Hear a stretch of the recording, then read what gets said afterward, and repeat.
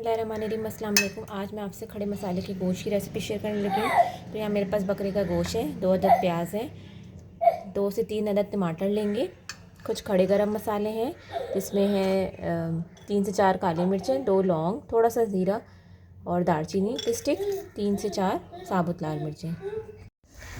सबसे पहले हम अपनी तेल जब ऑयल गर्म हो जाएगा तो हम उसमें अपनी प्याज जो हमने काट के रखी थी वो शामिल कर देंगे।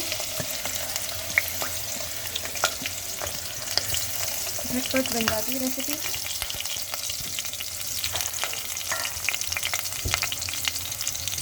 प्याज को ना हमें ज़्यादा गोल्डन ब्राउन नहीं करना, क्योंकि ये खड़े मसाले का गोश्त है तो इसलिए हम प्याज को ज़्यादा ब्राउन नहीं करेंगे।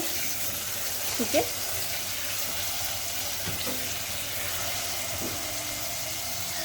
इस पॉइंट तक अपना गोश्त इसमें शामिल कर देंगे। ठीक है, यहाँ पे जो हमने साबुत लाल को थोड़ा सा कूट लिया है वो शामिल कर देंगे। यहाँ पे लहसुन अदरक का मैंने थोड़ा सा कूटा है, उसको हम शामिल कर देंगे। अब ये कुछ खड़े गरम मसाले जो मैंने आपको दिखाए थे वो हम इसमें शामिल कर देंगे। थोड़ा सा पानी डाल के अब हम गोश्त गलने छोड़ देंगे। तकरीबन 2 कप के बराबर हम पानी डालेंगे और इसको गलने छोड़ देंगे, क्योंकि बकरे का गोश्त देर से गलता है। ठीक है, इस पॉइंट पर तकरीबन हमारा गोश्त गल चुका है इतना कि हम इसमें टमाटर शामिल कर देंगे। टमाटर और नमक एक साथ शामिल करेंगे। फिर इसको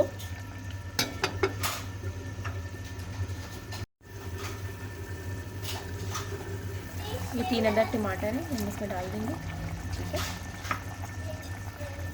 ज़रूर इस रेसिपी को ट्राई कीजिएगा, अच्छा लगता है सर्दियों में खड़े मसाले का गोश्त और बेहतरीन बनकर तैयार होता है। ठीक है, अच्छे से अभी हम टमाटर को गलने देंगे और फिर उसके बाद हम इसकी भुनाई करेंगे। फिर मैं आपको उसकी मज़ीद शक्ल दिखाऊंगी कि ये कैसे बनकर तैयार हुआ है। ये मेरी रेसिपी है, इसको बना कर ज़रूर ट्राई कीजिएगा।